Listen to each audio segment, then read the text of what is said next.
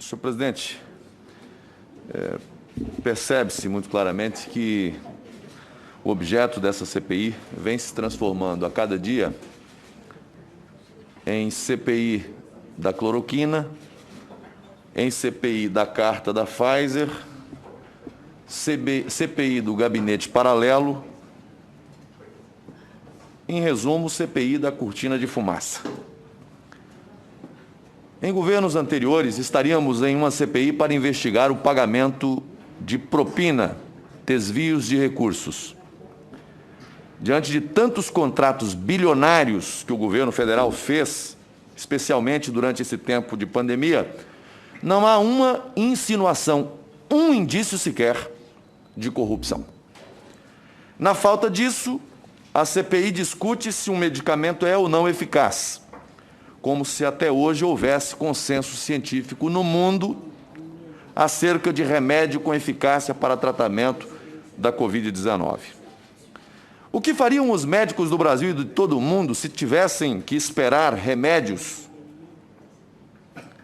com bula indicando eficácia contra a Covid para atender os milhões de pacientes que chegavam todos os dias aos hospitais com sintomas graves, muitos deles com risco iminente de morte? Agora, uma vez que os testes forem comprovando os que são e os que não são eficazes, evidentemente que os médicos saberão com maior segurança quais deles receitar. Interessante que a Pfizer sugeria que sua vacina pudesse ter problemas, efeitos colaterais, mesmo depois de ter sido testada e aprovada nos Estados Unidos. Por isso, não assumia os riscos. Impõe em contrato responsabilidade total ao Brasil ou a quem compra. E o discurso aqui é no sentido de que o governo brasileiro devesse comprá-la já naquela época e sem qualquer aprovação da Anvisa. A própria Pfizer reconheceu aqui que não havia condição legal para se fechar contrato antes da mudança da lei aprovada no Senado. Mas volto. Agora aqui, quando o assunto é o uso de medicamento, a tese é totalmente contrária. É preciso ter segurança absoluta. Com relação à vacina, não. Pode contratar, independente disso. Mas com relação a medicamento, tem que ter. Essa dicotomia não é razoável. Em governos anteriores, estaríamos assistindo a operações da Polícia Federal com bilhões de reais escondidos em apartamentos ou depositados em contas no exterior. Na falta disso, a CPI discute quem recebeu uma carta, se foi ou não respondida, se tinha ou não relação com as tratativas que estavam sendo feitas com a farmacêutica. Em governos anteriores, estaríamos discutindo as práticas de associação criminosa para saquear os cofres públicos.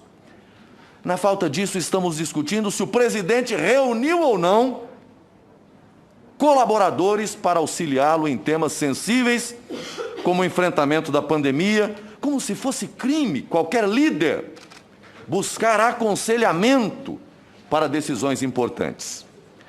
Qual o prefeito, governador, presidente da República ou qualquer gestor que não busca ou recebe aconselhamentos, sugestões ou ideias diariamente?